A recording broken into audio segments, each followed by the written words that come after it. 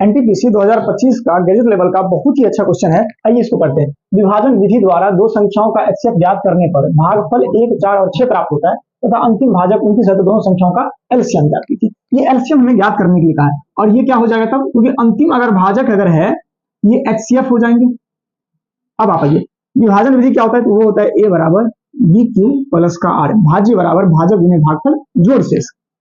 अब आप समझिए, यहां अगर फिर अगर इसके आगे अगर प्रोसेस करें, यहाँ r बराबर 0 नहीं हुआ तो फिर आगे चलेंगे तो b बराबर हो जाएगा r और यहाँ q1 अलग हो जाएंगे और फिर r2 दूसरा आ जाएगा। यहाँ भी अगर r2 बराबर ये r2 कर लेते हैं, r2 बराबर अगर 0 नहीं हुआ तो फिर आगे बढ़ेंगे तो फिर यहाँ r आ जाएगा और यहाँ आ जाएगा r2 q2 प्लस का r3।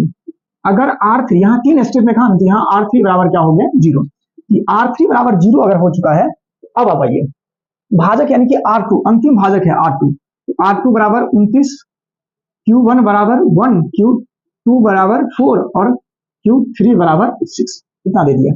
अब वैल्यू पुट कीजिए तो R बराबर हो जाएगा R2 कितना है 29 प्लस का Q2 कितना है, Q2 6 हो जाएंगे और प्लस का R3 0 हो चुका, ये आ जाएंगे, यहाँ आ जाएंगे 29 छके 174, ये आ चुका। अब फिर ये R का वैल्यू यहाँ पुट किया तो b बराबर हो जाएगा 174 गुने 4 और प्लस का 29, क्योंकि R2 29 आ जाएगा, 174 चौके 6 और प्लस का 29, ये आ जाएगा 4 का 725।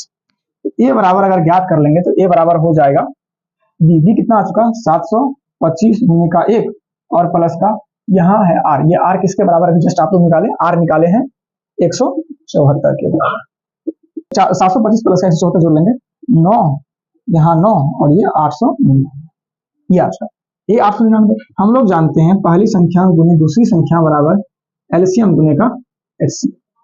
अब आप समझिए 899 गुने का 725 अगर एचसीएफ से भाग दीजिए, एचसीएफ कितना 29 तो बराबर क्या हो जाएगा एलसीएम, ये हो जाएगा ना।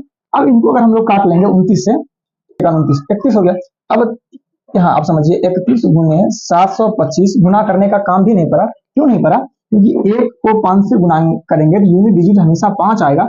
अब यहाँ हम चेक कर लेंगे किसमें यूनिट डिजिट 5 है, 3 का तो अलग ही यूनिट डिजिट है, 1 में ही यूनिट डिजिट 5 है, तो ये क्या हो जाएंगे इनके आंसर हो जाएंगे।